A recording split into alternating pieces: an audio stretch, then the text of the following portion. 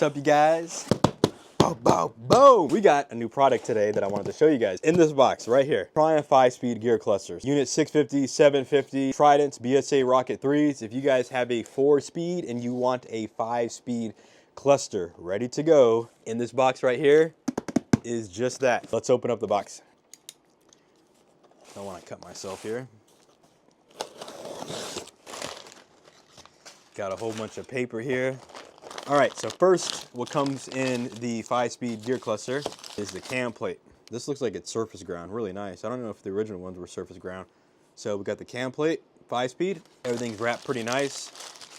Got the shift forks, and you got the rod itself. All these parts are made by LF Harris in the United Kingdom.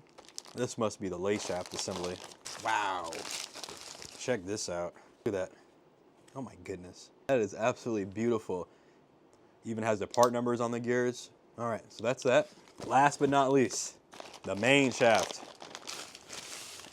Wow. Have all the gears, first, second, third, fourth, fifth, high gear nut, tab washer, the main shaft nut, the washer. You pretty much have everything. The high gear has the 2 needle bearings installed, which is pretty cool. And on the other side, we have the tab washer, we have the nut.